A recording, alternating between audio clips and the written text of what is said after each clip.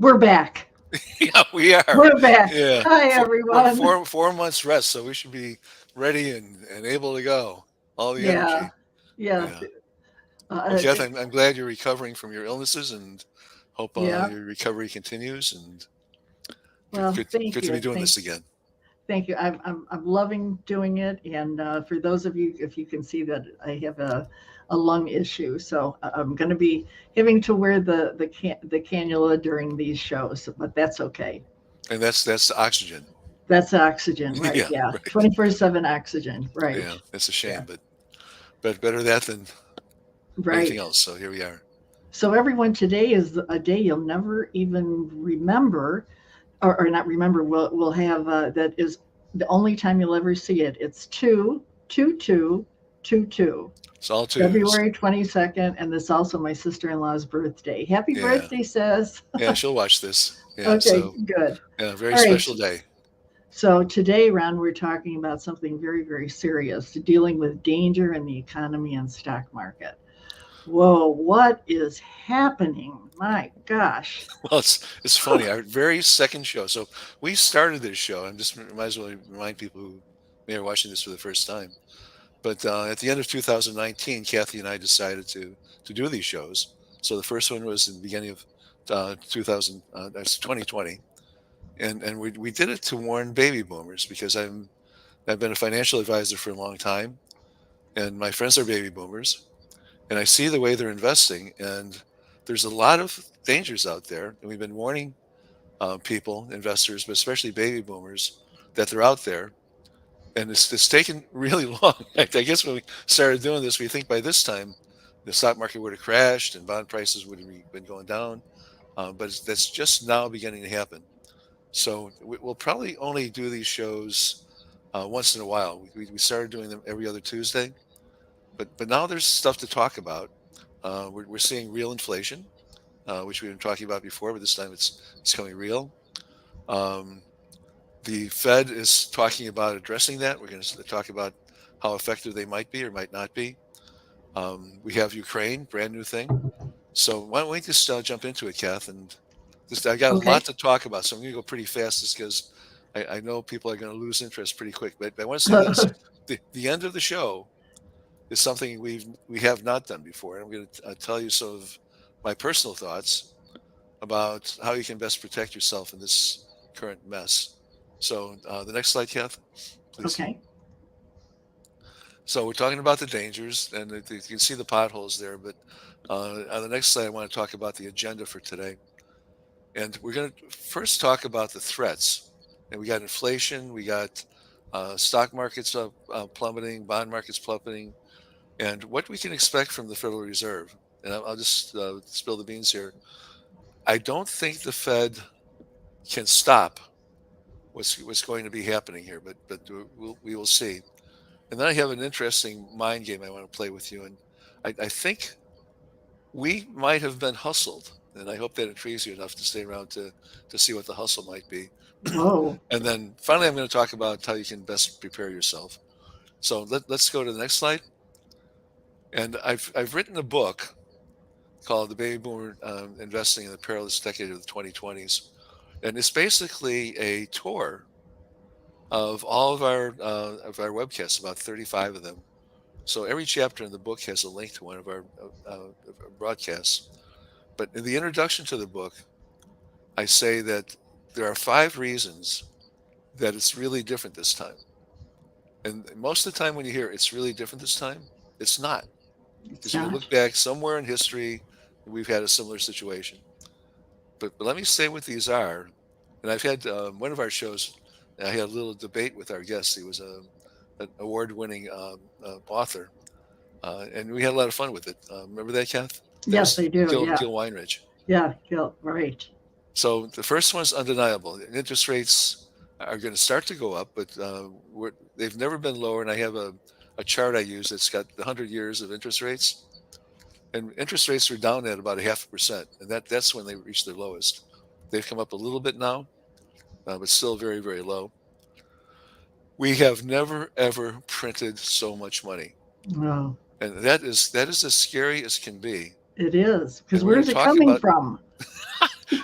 this is magic. We manufacture money out of thin air, Yeah. and we're going to talk about that. And, many other observers have just pointed this out, and I don't know if people on this, well, many of the people on the call probably know how it works, but for those who don't, you can explain how it's not the printing press. It's something quite a bit different. Stock prices have never been higher. Now, this is always debatable.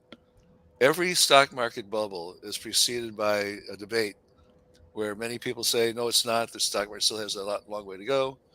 Um, by almost any measure you can think of expensiveness, this is the highest it's ever been. So it's not debatable on that basis. I guess you could say that um, because it's different in some way, it's justifiable, but that's a pretty weak argument. The money printing, much of it is called quantitative easing, has found its way into the hands of the rich. And that has caused a wealth divide in this country that has never been bigger. Oh And we're going to boy. talk about that too, but just, well, we're going to see it on a slide, so I'll just wait for that to happen. And I think that's undeniable too. And then another one that is totally undeniable, we have never, ever had such a large group of people. We call them baby boomers. There are 78 million of them. They are all right now in what retirement researchers call the risk zone, RISK zone. If you are unlucky and you lose your savings, your lifetime savings, a substantial portion of it, during the 5 years before and after retirement, there's a really good chance that it'll really change the rest of your life. So that's why it's called the risk zone. When we had the last financial crisis in 2008, the 78 baby boomers were not in the risk zone. They are today. So this is a pretty serious thing. Now, the next slide, I want to touch on things that we talked about before, but they weren't different. So one of the major things is this chart on the right. There's a world debt crisis, and it spawns all sorts of things. Inverted yield curves and gold prices go up and all this stuff. But the way to tell this story the best is we estimate that the per capita world debt is about $200,000. So it's huge. And you wonder if the world can just keep spending that way. And we have really stepped up our spending with quantitative easing and with COVID. Then there are other things that we talked about. And one of those things was COVID was just starting when we did this show. By the way, this Hmm. is one of our most viewed shows. So it's really become a very popular one. And I've written about it. So I think that's maybe part of the reason. But if you have a chance, you want to see the 10 threats.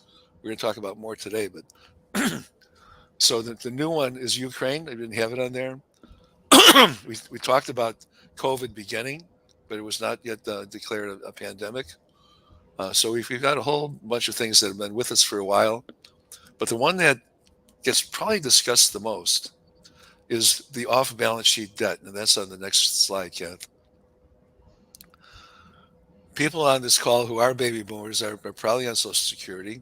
They're certainly on Medicare. We had a guest on our show, Professor Lawrence Kotlikoff, who has written extensively about what he calls the off balance sheet debt.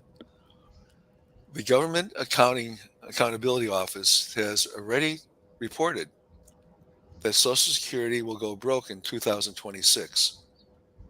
Now, you might ask, what does going broke mean? I guess there is money allocated to Social Security, and we're going to be out of it in 2026. 2018 was the first year where the Social Security receipts were insufficient to pay the benefits.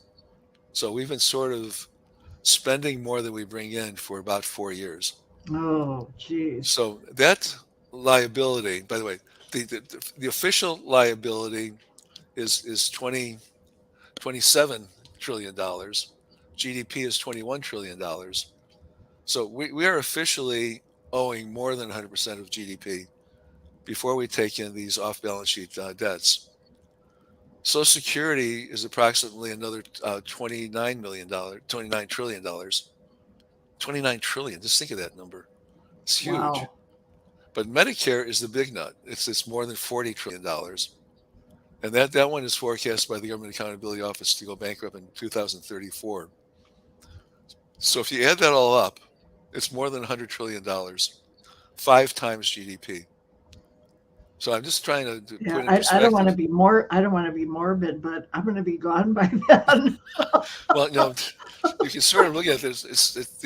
There's been videos and cartoons and stuff like that about this debt. Yeah, And bottom line, I mean, the funniest one is where this guy wants to borrow money, and he's already borrowed more than he makes, big time. yeah, And then so he's just talking to the loan officer, and somehow it comes up that he just had a kid. Well, the kid is 2 years old, and the loan officer goes, "You have a kid?" The guy goes, "Yeah." The loan officer says, "Bring her in." So she signs on the loan agreement, scribbles. oh gosh. Man, it's a really funny video, but it's the reality. I mean, this whole bill is not going to get paid in our lifetime. Um, so it brings up a lot of worries, and I guess we're going to see how it works out. But the United Wow. States is what's called the cleanest dirty shirt in the laundry basket. The other countries that have spent more than they make too, and especially Japan has sort of been a leader in creating a lot of debt. But there have been recent instances of very healthy countries, Argentina, Venezuela, um, finding themselves in what could happen here in a situation where they just have to print more and more money, and that creates hyperinflation, and then the game is over. It's just plain ugly. So Yeah, these are it is warnings. very confusing. It is very It's confusing just, you how can't get all your of head this. around it. I mean, just the notion of No, all this money. yeah, yeah. Where is So it coming from? Why is there? Why is this happening? All of that. I know. So thanks So for doing this, Ron. That this helps a great deal. well, I really want to help, and I know you do too, Kath. So Yeah, when people see these numbers, they go, "We got the printing press." yeah. So the next slide sort of speaks to that. Well, also what happens too, Ron, is people say, "Oh, well, you know what? I don't have to worry. My financial advisor is taking care of it." Well, we had a whole show on that. We're going to talk about that too. Yeah, But we talked about the 70-year history of investment consulting, and the industry has evolved, and we've had 5 breakthroughs through time. But there's still this. I can't even say it now. We can say it again. This 60-40 solution is just entrenched in the whole financial services industry, and the answer is 60% equities and 40% bonds, and that just isn't going to work for much longer. So we're going to talk about that officially. But on this slide, the answer to our crisis in 2008, now those who remember 2008, the financial gear was coming, it was locking up, and we were going to have a serious inflation. And the government started this experiment. And the experiment was basically called quantitative easing. And they basically started throwing money into basically the bond market, driving down bond yields. And that's called zero interest rate policy, ZIRP. So we've had that, and that's been going on since 2008. So we were into it 13 years, and we can show you it worked in terms of buoying up the stock market, and the recession didn't happen. It just seems like this was a magic. Now we've got COVID, and we're spending a lot of money on that. And what's underneath the rationale for just running the printing presses is on the next slide, Kath. It's called modern monetary theory, and it's a justification that actually started in Australia with this fellow named Paul Mitchell, and he's an economist, and he basically said money is power, and if you have an economic problem, you might be able to solve it by just putting more money into the economy, and you might think that that would cause inflation. So and this is the part that I think many people don't get about modern monetary theory. The idea is to poke the inflation bear. Just be aware that all that money printing could cause inflation. If that happens, and that's a big if, then you need to take that money back. And you say, well, how do you take it back? Do you tell people just send it in, send in their $200,000? Well, that would be pretty cool, but that's not how it works. The way you take it back is to increase taxes. So we've already got Biden talking about increasing taxes for the wealthy, but the things he's talking about just won't move the needle enough to take back all the money that we've been printing. And I'm going to throw the number out now. We've printed $13 trillion, and that is enormous. I'm going to put that in perspective in just a second. Next slide, Kath. You know what I keep thinking? I sure wish I had that printing press. I know. So just think of Anytime what I you felt could like it, do. I could just You can print the buy money. whatever you wanted. Just Yeah, run the press. yeah, You got bada it. bing, bada boom. Yeah, There. or Yeah, maybe you can just plant a money tree. Just that would be fun yeah, too. exactly, Yeah. exactly. So here we are. The inflation bear is infuriated, and we're seeing 7.5% inflation.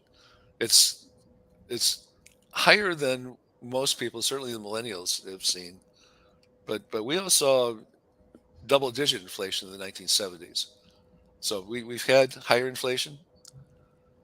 It turns out the kind of inflation we're seeing right now is really caused by supply shortages, and that's caused by the COVID. And that kind of inflation is called demand pull. So we've got a lot of demand and not enough product. So what the suppliers do is what they should do. They increase the prices because they can. And that's what's causing the inflation. The kind of inflation we're talking about that is caused by too much money in circulation is called cost push. So we have demand pull, which drives prices up. And then we have Whoop, cost whoop, whoop. push, which is when you've got, your bank is filled with money and you want to spend some, you'll pay a little more. So both of those things are happening, and that's what I think makes this. The Fed is saying it's transitory. Now they're backing off on that. They're saying no, it's not. It's going to be with us for a while. So the next slide talks about how money is printed, and this is really intriguing. So on the left hand side here, normally when the Treasury needs money, it borrows it. It issues Treasury bonds.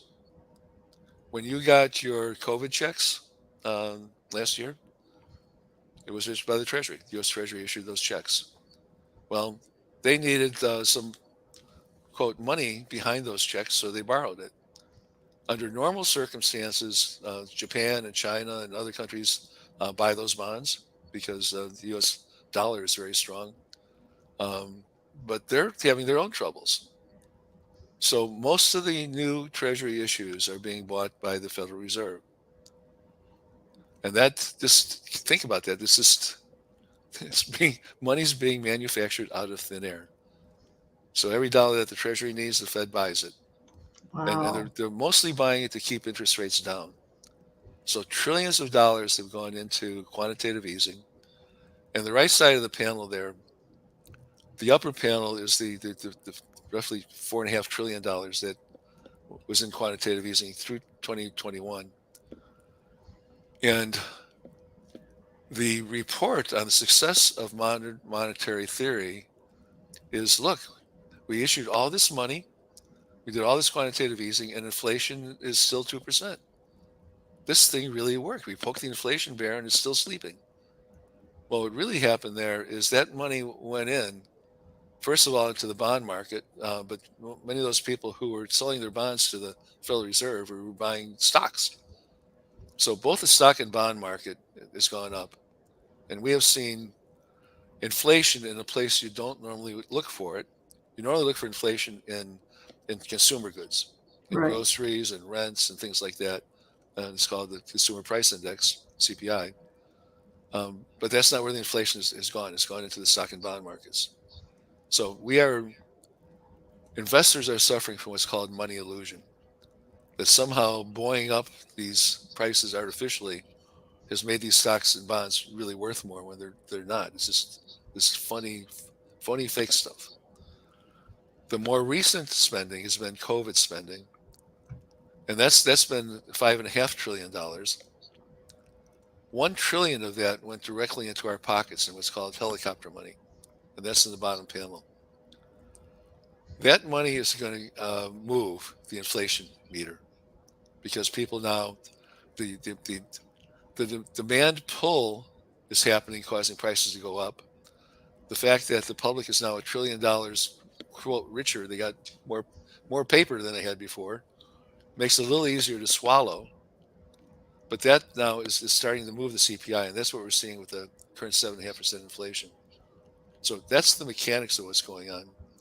I want to put the money in perspective on the next slide because this is just overwhelming. So we put the slide here says 5.2 trillion in COVID. It's more like 5.5 trillion now, maybe even more than that. And that's added to quantitative easing. So we got nine, actually more like $10 trillion now. And then Biden has already authorized or gotten approval for another 3 trillion in infrastructure. So we're at least $13 trillion in new money, new money. And the quantitative easing has happened over the last 13 years. The COVID and the infrastructure, another 6 trillion is I'm sorry, another 8 trillion is pretty new. It's over the last 2 years, so pretty quick money printing. So I said to myself, how do I put that in perspective? I know it's a lot of money, but what do I compare it to? Well, one thing I can compare it to is the cost of our wars. World War II was one of our most expensive wars. That war cost us $4.7 trillion in today's dollars, not 1945 dollars. So we've already spent more on just COVID than we spent on all of World War II. Then if we add in all of the wars since 2001, we spent 9.9. But if we add up all of the wars, our biggest wars, it's $12 trillion. Wow. So we have printed more money, Jeez. and now we're sending billions of dollars over to the Ukraine, and I don't know what that's going to do to. We're paying for that, so it just keeps on getting worse and worse, and there's still more proposed spending on the agenda. So the infrastructure spending is it's just the beginning. It's just still more of making America great again. Then the last thing before we move on, Kath, is on the next slide. We are having social unrest and certainly an appetite for socialism, largely because the wealthy people in this country are really, really wealthy.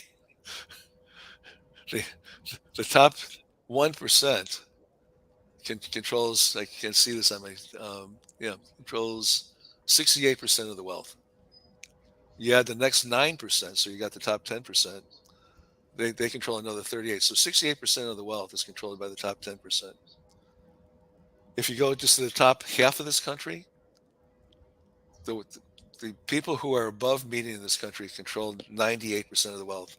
The bottom 50%, the people ranked on their net worth, they collectively, half of this population collectively owns 2% of the wealth of the country. Oh my gosh. So on a relative Wow. basis, half the people in this country are broke relative to the other half. That's why there's so many homeless people. Yeah, it's ugly. No, it's really ugly, and Yeah. so it's real, and it was there before all this kind of spending started, but now it's really gotten blown out of proportion, and it's serious. So we are seeing Seattle and Portland, and Chicago, and other cities being taken over by people who want to be in the top half, not the bottom half. So Right. I'm going to switch gears here and move to the inflation concern just for a second. So most people who think about what we're most exposed to, inflation or deflation, have actually been saying deflation. And there are some good reasons for it. And I just list them all here on the side, and you can see them. One of those has gone away. We had an abundance of energy. We don't anymore. So the Biden administration has changed that. They took our energy independence away. So now oil prices are skyrocketing because um, we're, we're not creating energy anymore. We're buying it. By the way, we were buying a lot of oil from Russia. Surprise, surprise. Really? Yeah, Oh I gosh, just I heard on didn't. the radio on the TV this morning, but it's thousands of barrels every day from Russia. How they get it over here, I really don't know. I guess on tankers, but whatever. We're dependent on Russia for some of Oh our energy geez. supply. We're in be deep doo doo for sure. I've been told that I'm just so negative, Mr. Naysayer, and all that, but I think. Well, I'm going to have a slide on gaslighting, but I think we're being gaslighted and being told Okay. everything is all okay, but it's not. So with all this money printing over on the right hand side, I think we're going to see that the balance shift over towards inflation. We're starting to see that. By the way, neither is good. You don't want serious deflation nor serious inflation, but I think we're going to see the inflation. Now, I'm really going to change gears in terms of our topics on the agenda. I'm going to talk about the stock market. So on the next slide, this is like the twilight zone for me and many people I talk to. It's like we get bad news and the market goes up. This morning, the headline was something like the Dow is down 100 points on the Ukraine threat, not threat, the Ukraine boondoggle. 100 points on the Dow is nothing. It's like a little sneeze. So Okay. we, it just keeps going up, and you wonder why. But before I even say that, on the next slide, it's been an incredible, just an incredible, totally unprecedented 13 years. The stock market has gone up 600% since the debacle in 2008. And you can point to that and you can say, this modern monetary theory that worked, quantitative easing, isn't it wonderful? And even if you look year by year, there's only been 1 year in the last 13 where the market went down just a little bit. Now I'm going to talk about this, but this is the longest period of increasing market prices ever by a long shot. So we are living in a very period that's been very generous to investors. If we want to look to our rival on the next slide, China, back in 2015, the central bank decided to stimulate the markets. And then it realized that it had overstimulated and it backed off. But one of these things we see here in this spike back in 2015 is what happens when the central bank takes its foot off the gas. So it put its foot on the gas, poured money into the markets. Sure enough, the market responded big time.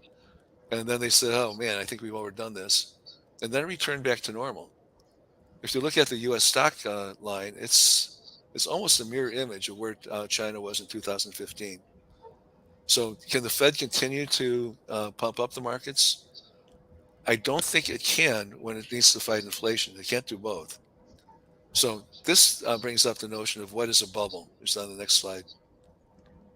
And I love this thing. So I went out to the internet. I said, is there some obvious place where you can tell that there's a bubble? And a bubble basically is when an asset costs much more than its value could possibly be. So I found this, and this is not the only one. There's plenty of examples like this, but there's a pair of jeans with holes all over it, totally faded, looks like a piece of doo-doo, and it's $1,300. You know And why? Because somebody's it buying says it. slim fit. It says slim fit. That's Oh, well, why. that's why. Yeah. Okay. Everyone will pay to look slimmer. Yeah, that's got to be it, Kath. You got it. Yeah. If that made that happen, it's worth it. Yeah. If you a fat guy and look slim, you should pay your $1,300. Right. But there's a reason that bubbles exist, and this one in particular, I explain on the next slide. And I wrote an article on this, and it got a lot of reads. But behavioral scientists tell us that we are normal, but normal is not rational for human beings. We all have biases. And That's all the true. things on the left-hand column are reasons that the stock market keeps going up. The FANG stocks are great. Interest rates are low. You can read all of these things. But there's a behavioral bias associated with every one of those. So what I'm really saying here is that the primary thing underlying and supporting the markets is this human behavior. It's just plain old-fashioned human Hmm. behavior. That can change on a dime, and it has before. So Ask a woman. Of course it can. yeah, I don't know when, but a lot of people think it will. But before I get off of that, the next slide tries to reinforce what makes this thing so expensive. How do you know it's expensive? There's just about every measure of expense of the market is way looks like this chart. This is just one of many. The one that's most popular is you look at the price earnings ratio, basically how much people are willing to pay for earnings, the price for earnings. This is one that Warren Buffett developed. It's the ratio of the stock market value to gross domestic product. It historically has run around 80%. The trend line here that's shown is that it's been trending towards 120%, but now it's twice that, 240%. So just reinforcing it's really different this time. This stock market has never been more expensive than it is now. Then the other thing to just be aware of on the next slide, Kath, the current recovery has been basically 130 months. And the normal economic cycle has about 37 months of recovery, then um, uh, 38 months of recovery, and then 27 months of contraction. And the full cycle is about, I don't know, I can't see this. Oh, whatever. We're way beyond, we're 7.5 years into a contraction that has not happened.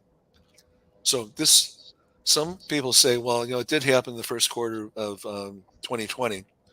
And that was such a little blip. It happened so fast that I think many would say that it wasn't a contraction at all. So the longest recovery ever, correction overdue by at least 7 years. All the measures of expensiveness are signaling really, really expensive. So the next slide says what's got to give. The measure that really reflects investor behavior is price earnings. And the question becomes, how much are investors willing to pay for a dollar's worth of earnings? They're paying, the normal price earnings ratio is around 15 or 20. So by most measures, we're paying at least twice the historical average. So are stocks really worth that much? I don't know. But I do know something about inflation and deflation. This is on the next slide. This is really a cool slide. There's a firm called Crestmont Research that does a lot of studies like this.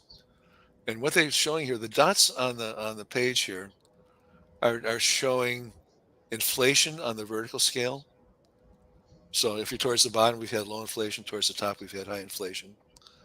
And then on the um, I hope I said vertical scale. On the horizontal scale is the price earnings ratio. We are currently around a price earnings ratio of 30, and inflation is near zero. So that's where that circle is. And that's definitely in the area of greed. So there are two investor behaviors that drive the price earnings ratio, the price investors are willing to pay. Greed is basically to the right of 20, fear is to the left of 20. Now notice for greed to really kick in that the history of high price earnings is associated with inflation near zero. Once you start to move towards high inflation or low inflation, you start to get fear. Now, it could be that fear is driving inflation, but I think not. I think it's the existence of either high or low inflation that tends to cause fear. So investors get afraid. They won't pay the high price for those earnings anymore, and the stock market corrects. And I think we're heading towards that. And there's a economist on the next slide, Kath. His name is Hyman Minsky, and he wrote a lot about the history of stock market crashes. And his observation was that every stock market crash is sort of preceded by this speculative period where people borrow money, they can't get enough into the stock market, and then it drives up this bubble. And it's the driving up of it that causes what's called a Minsky moment. And I think we're there. I think we're really close to it. And then finally, there's a formula on the next slide, Kath, that's really, it's called a tautology. And you can decompose the return on the stock market over any time period using just three factors: what the earnings growth was during the time period, how much dividends were paid, and then the wild card is this price earnings ratio.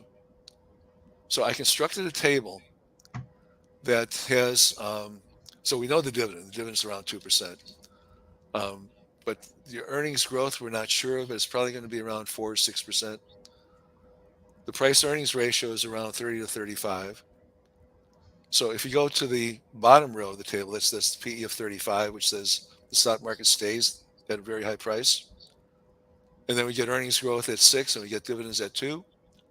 So we get a rate of return of 8%. It's really that simple. So if price earnings ratios stay as high as they are currently, which is really, really high, we're going to get a decent return, 8% return.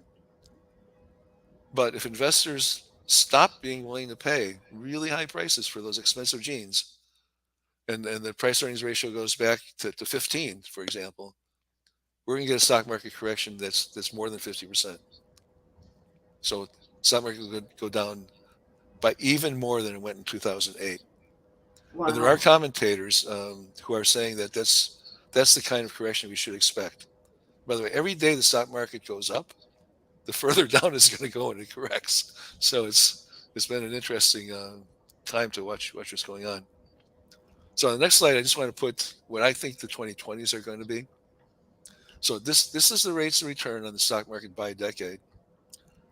And one of the things you can see here, the 1980s and 1990s were two of the best decades back to back. And that kind of thing, sort of it has a self-correcting kind of thing. It's called a market cycle. So the 2000s, we lost a little bit of money. We would have lost a lot if it weren't for quantitative easing. Most of that return in the 2010s has been through government intervention. So that's funny money. So we Hmm. put off a recession that red line under the 2000s really probably should have gone much lower, but it didn't. And it actually even went up. So I think that the 2020s are going to see um, another losing decade. Losing decades are not that common, but I think that's where we are. So now I'm going to change topic again. We're going to go to inflation. Now I've talked about these numbers, but they're fueling inflation. But on the next slide, Kath, I love this cartoon, and I think it really tells the story. Yeah. So the quantitative easing didn't move the inflation measure because it inflated stock and bond prices. But now the kind of money we're printing is really going into the consumer, and the consumer is buying things. And now we've turned the tide, and I think we are heading towards inflation. This is sort of a fun chart. Then I want to show you on the next slide where the COVID money went because it's revealing. So I say 5.2 trillion here. It's more like at least 5.5 trillion. Only 1 trillion of that went to the checks that we got. So that's Really? only 1 trillion. Then the other thing about this is we have in the COVID relief even outdone Japan. And Japan has been sort of the leader in using monetary theory to print money. We have printed about 25% of GDP. So 5.5 trillion is a little more than 25% of the 21 trillion in gross domestic product. So we've really stepped it up. You call it justified humanitarian spending and all that. Whatever the justification is, it's a lot of money. The other thing to see on the pie chart here is I personally went out and tried to find this stuff on the internet, and I could find some firm numbers. The unemployment number is probably closer to 1 trillion now. So we got 1 trillion going in direct checks to people who were working. Not working doesn't really matter. You just got your check. But another $1 trillion went to people who are unemployed. So it's about $2 trillion that went directly into the bank accounts of people. And that's the kind of money that will cause cost push inflation. And then you can see the others. The vaccines cost a lot of money and so on. But there's $1.7 trillion I couldn't find. I don't know where it went. Wow. And you got to believe that money went into pork. I was Went going to to say maybe it's still sitting there. no, it's out there, and it probably went into Congress's favorite projects. So Yeah. it a lot of money. Um, I guess I've said this 100 times during the show now, but I'm going to keep saying it. The next slide talks about what we're being told. That's good. Do not swallow this BS. Yeah. It's Okay. inflation I get is it. not transitory. The Fed. I'm going to. I guess I'm going to say. I'm going to say. Well, I'm going to say it now. The last time the Fed did what is called tapering was in 2013. And that was when it said, so this quantitative easing thing is working. We really can start backing off of it now because it's working, that everything is good. And tapering means that they slowed down, not stopped, but slowed down buying bonds and keeping the prices inflated, interest rates low. In 2013, when they started doing that, the stock market tanked. So they said, "Oops, I think we got to stop doing this tapering." So they backed off. But here we are again, and this time I think, Kath, on the next slide, I don't think the Fed can do both things, and that is to keep interest rates low and at the same time control inflation. So they're in a hole, and the old cowboy wisdom says when you're in a hole, you need to stop digging. Right. And they have a choice on the next slide, and they can't do both. They either need to taper, which is on the right, and I think it's about time. We have been living in a world for the last 13 years where bond prices have been manipulated, not just by our central bank, but by central banks around the world. Or they can let runaway inflation happen. And if we had hyperinflation in this country, it'd just be so ugly. And I would just say this, that the money in your wallet, you might as well just throw it out. It's not going to buy you anything. So Seriously, what that's does that mean? well, so other countries have had inflation, and um, Venezuela is the most recent. And the quote was that the hyperinflation in Venezuela made billionaires penniless. So what happens there Wow. is the money in your wallet is what's called fiat currency, and it only works when we all agree that it works. So you can walk into the grocery store and put $1 down for a cup of coffee or whatever, and the person on the other side of the counter will take that dollar. When hyperinflation happens, that dollar becomes $2 overnight, then $4, then $8, and before you know it, it's $100 for a cup of coffee. That's hyperinflation. Wow.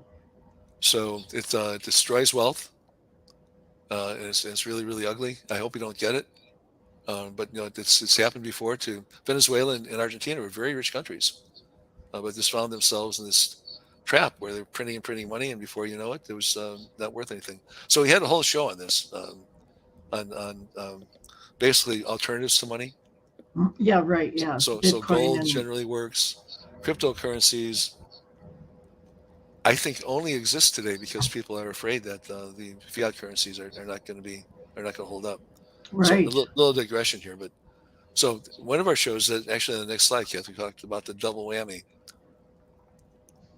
Oh, the words on this slide didn't come out. I wonder how that happened. But I let me don't just know. tell you what the slide says. On the right, we're talking about a market crash. On the left, we're talking about inflation. Those two things will probably happen together, not independently. And the thing underneath that is on the next slide, Kath. It's about the trap that the Fed is in, the Federal Reserve. And when I was putting this slide together, I started thinking about National Lampoon's European Vacation. And there's a scene in there where Chevy Chase and his family are in a roundabout in London. And he gets in the inner lane and he can't get out. And he wants to get off the roundabout. He's trapped by another car. And they start the scene like in the middle of the afternoon. And he's still there. It's nighttime now, and he's still caught in the middle of that trap. So I think where we are now, I'm going to start at the right. We currently have zero interest rates.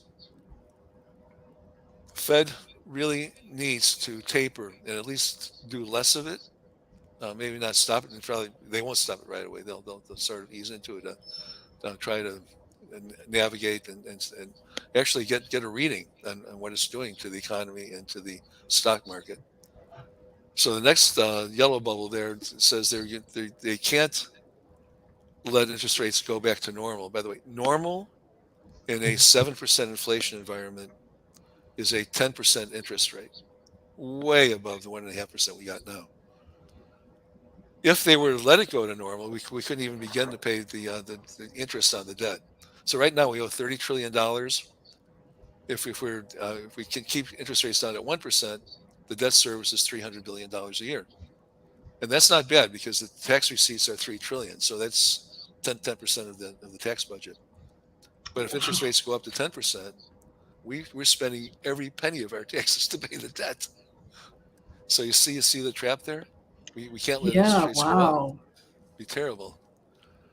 Then when interest rates go up, stock prices will go down for two reasons.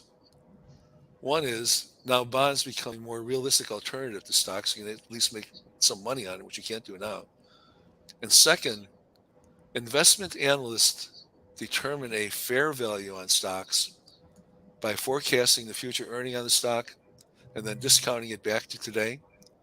That discount rate is really, really low now. So those earnings are really more precious. But if you discount them back at a much higher rate, the fair value of a stock goes way down. So that's the mechanism where higher interest rates cause lower stock prices. When that happens, as it did in 2013, the Fed's going to say, oh, we made the stock market go down. We can't do that. Yeah, right. So it'll be right back to ZERP, and that's the cycle. Now, just on the next slide, I just want to touch on what a fair price is. If you ever wondered what the bond yields should be, there's this hierarchy of what's called risk premium. So what it really boils down to is if you're going to take the risk in these assets, you require an extra return. It's called a premium. And at the bottom is treasury bills. And then, I'm sorry, it's inflation, then treasury bills, then bonds, and then stocks. Bonds historically have earned treasury bills plus 2.5%. They've historically earned around 6%. And treasury bills have earned about 0.5% above inflation. So bonds generally have earned about 3% above inflation. Stocks generally have earned about 7.5% above inflation, 10.5%. So anyway, the bond yield should be 10% if the Fed weren't manipulating it. So retirees are getting gypped. This is a terrible time to be retired. You can't get paid for being in a safe place. You have to take some risk. So the dominoes are on the next page, Kath. When inflation happens, bond yields will go up, which they should go back towards where they should be. Most people, I think, know this, but when yields go up, bond prices go down. But the increasing in yields will cause stock prices to decline.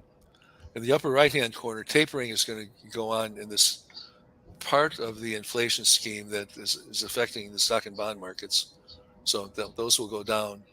But it's going to spill over into the consumers too. So we got sort of this interaction going on. Then on the next slide, we're being told,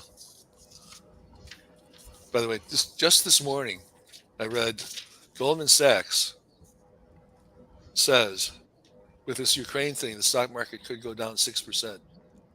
And you wait and you say, 6%, that's nothing. What a forecast is that? Just underneath it, what I'm saying is that they're trying to take a positive view. And by the way, there's a little picture on the left there. That's Alfred E. Newman from Mad Magazine being Harry Potter, and being the wizard on Wall Street and trying to take the money of baby boomers, and the baby boomers saying, "No, you can't have my money." But the risk is getting watered down every day by people who need investors to stay in the market. So I call it gaslighting. Then I'm going to go a little faster here, Kath, but on the next slide, I have this idea that is just a little brain tease, but it's based on a TV show called Hustle. And it's a really clever show. And it always follows a format where there's a roper who finds somebody who's not likable but has a lot of money, and then the grifters decide on how to capitalize on that marks vulnerabilities. There's a fixer who sets it up. Then they have a sort of a tease, and then finally they close and they take a lot of money. Here's what I think might be happening, and it's just sort of a fun exercise. It's on the next slide. If China's behind that, maybe China and Russia, they started by recognizing that our vulnerability is that Congress people want to get reelected, and the population um, wants free stuff. So we're the marks, Congress and us. And then we figure out a way to capitalize on that. And maybe somehow China and Russia, um, maybe they didn't create modern monetary theory, but maybe they had a role in popularizing it and making it more accepted. But then, so the proof is the convincer is that modern monetary theory works. And then what they need is a emergency to get the market to step up and make a big bet. And that emergency is COVID. Now that one we know where that started. So if if this sort of mindset is right, it could be that the game plan was to cause the U.S. to print way too much money, make it economically weak. In which case, while China is sort of insulated and staying sort of safe, it would become the superpower that it really wants to be. So, just a little food for thought. Now I'm going to change. This is the key part of today's show, Catherine, is protecting assets. And I'm just going to say this: 60-40 is an entrenched answer, and then the thing that's become really popular is what's called a target date fund. And both of those, if you're doing either or both of those, you really need to think about protecting yourself against inflation and stock market crashes. So on the next slide, we did a whole show on the 70-year history of Right. investment consulting. Everybody, with very few exceptions, uses models. Investment consultants, money managers, everybody uses models. Um, there's a firm, I could say the name, I'm not going to say it, but has made a huge amount of fortune. I'm basically saying they don't use models, but that's not true. So their advertisement is, we customize a portfolio for you, blah, blah, blah, blah. We only work for you. That's just not true. So what happens here is you got these models that go from fairly conservative on the far left to more aggressive on the right. And the vertical scale there is expected rate of return. So you would only take that risk if you expect to get rewarded. But the answer in the middle is 60-40. And Right. that is just where It's cookie cutter. it's cookie cutter, and 60-40. This ends up being the answer for almost everybody. So the Employee Benefit Research Institute does a study on this, and the average 20-year-old is 60-40, and the average 90-year-old is 60-40. Age doesn't matter, which is Oh, crazy. that's, I was just going to say that's craziness. Yeah. And Well, then what and do you need a financial advisor for? that's true. Just go 60-40.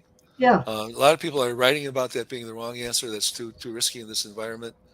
Most of those people are writing about it are focusing on the 40% that is risky bonds.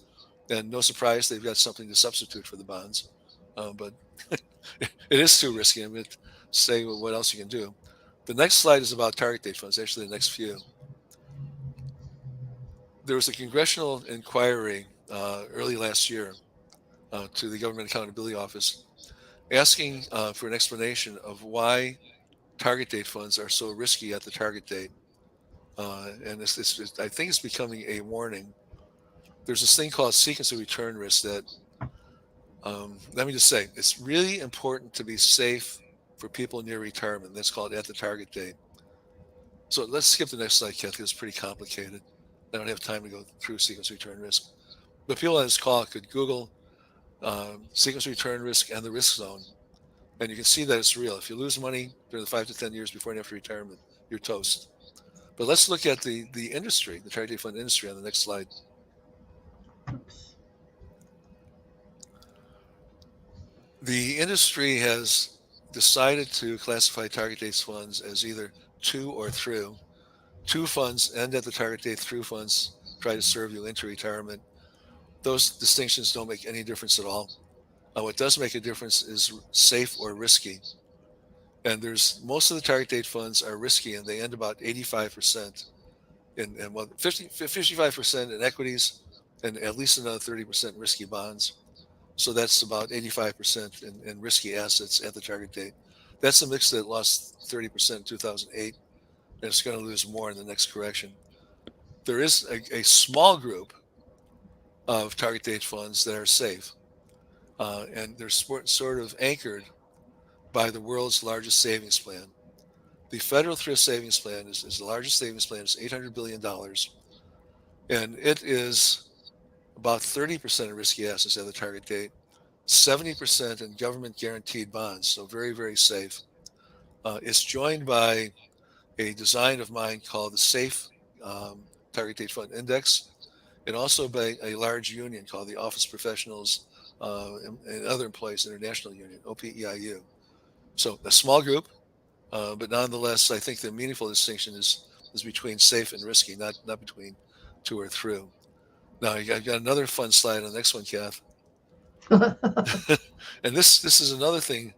The providers of target date funds are telling you that they're risky because people are living longer and they're not saving enough. That observation is true. It's called the retirement crisis. So people are living longer and they are not saving enough. But taking more risk is not an answer. And the SEC has a very thorough report where they brought in a bunch of experts and reported on what the expert advice would be. And it's so obvious and fundamental that it's incredible. But the answer is save more. Ta-da! Yeah. So what needs to happen here if we're going to solve this retirement crisis is to educate workers that it's important, really, really important, for them to save early and to save as much as they possibly can. And that's the solution to this. Not to take it to Las Vegas and hope that you can make up the shortfall. All right, so I'm going to wind down here. The next thing that's going on in target date funds is scary but revealing. Surveys of fiduciaries. There's this new one that was just out, Metropolitan Life. The fiduciaries say they want to protect beneficiaries near retirement, yet they're using these risky target date funds. And what's going on there, I think, is the fiduciaries want to believe that 85% of risky assets is safe. It's not. So the target date fund industry, $3.5 trillion is basically an oligopoly run by Fidelity, T. Rowe, and Vanguard. And most fiduciaries think they have to use those three firms because it's procedurally prudent. But they are putting the beneficiaries at risk when they do that. And that's just a simple thing. So finally, we're going to get into the home stretch that I promised I would do. How are you going to prepare for these things that are on the horizon? I have some suggestions. Please don't sue me if you do this and you lose money because it's not what I'm doing here. I'm just giving you a suggestion. So on the next slide, Kath, the show we did with Gil Weinrich, who lives in Israel, we talked about the Talmud. And there's a lot of, it's not the Jewish Bible, it's sort of the Jewish go-to book. But in the Talmud, it says, hold a third in reserves, a third in land, and a third in business. So this particular example of what you could do would be hold a third in reserve, and reserves in this time period where likely get inflation would be in TIPS, Treasury Inflation Protected Securities. And I put a fair amount into short-term TIPS because I think, well, it's almost certain we're going to get increases in what's called real interest rates. And so you want to protect yourself against that. Then the third in real estate, if you go to the pie chart on the right, half of that, 2/3, which is basically 1/3, is in real estate, both foreign and U.S. And then the rest is in inflation-protected risky assets. So it's in agriculture, it's in gold, it's in Bitcoin, it's in just a package of things that should protect you against inflation. So this portfolio is it's not going to be the best portfolio if we don't get all these things, but if we do get them, I think you'll be happy that you're there. Then the other thing that is really the best thing, but it requires more skill and knowledge. So on the next page, Kath, you can use options, puts and calls and other things that they're pretty sophisticated. And if you're doing your own trading, you need to get approval from the custodian to use these things. So there's the word danger written on them, but in the simplest thing, what a put is portfolio insurance. So what a put does is it lets you lock in a price, and you can say the stock market's at 100. You can say I want to buy a guarantee that I won't lose any more than 20% of my money, and then you would buy a put at 80 if the market was at 100. So that it's high volatility, but it's also really is insurance. Then something you can buy, but you really want to understand it, is there are exchange traded funds that bet against the market, and you can get them leveraged or unleveraged. But one of the companies that offers these is called Direxion. You may want to research those. There's another fairly new instrument out there now that's called Innovator Etfs, and that puts guardrails around your future performance. So basically, you give up some upside in order to protect the downside, and you can manufacture that with options, and that's what this firm has been doing. And then in that spirit of using one option to pay for the other is called a straddle. So you might, for example, sell some calls to buy some puts. So those are all out there. So that's my suggestion of things for people on this call to look at. Then the next thing I think is our best advice. You really should get help Yep.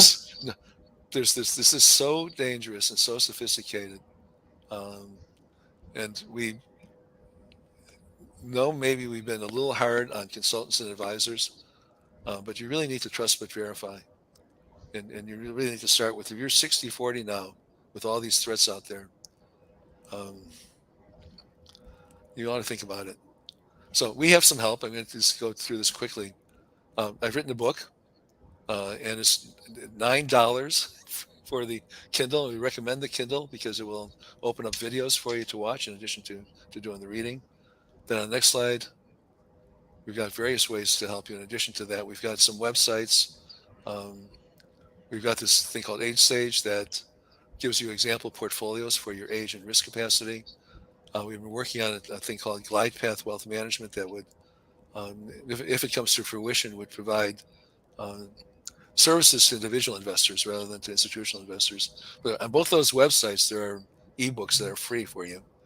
And then for fiduciaries on this call, um, I am managing target date funds. It's called the Smart Target Date Fund Index. And then I guess we'll do there. Now, Kathy has started something really, really exciting that the ladies on this call will love. So, Kathy, I'm going to let you tell everybody what you're up to. Okay, we've got our Golden Girls community. This is for women that are single, divorced, widowed, that are over the age of 55, that would like to live the life of a golden girl, combined with a combined with a virtual community. We are also building casitas in the Las Cruces, New Mexico area. We're negotiating now with some builders, and we're very, very, very excited over being able to offer a platform for women that you've never seen before. This is for those women, and I think you know who you are, that have been forgotten. The ones that are invisible, the ones that have lost their spark, the ones that don't feel that they matter anymore. Now, if you come into our community, and it's free to join the community, we want you to be able to be lifted up with others and share with others. So that's the purpose of our group. And So, we Kath, also, yeah, if somebody wants to find you, they just Google Golden Girl they can go Community. to goldengirlscommunity.com. Okay, great. Yeah, So it's a it's on there. networking place, but also a place that ultimately become a place to live. A, That, that's right. a That's right. live community and a virtual community. You got both. A live community. Well, the live community, Ron, is for uh, um, or the virtual community is for all women, and they don't only have to be single, divorced, or widowed, but we cater to those. The actual casitas are, which is the living area, is for women that are single, divorced, or widowed. Sounds And this great. first one, by the way, this first one in Las Cruces, which we're really excited about, it's called a theme-based housing. And this one is dog based. So those women that are single, divorced, or widowed that want to come into a community where dogs will be catered to as well.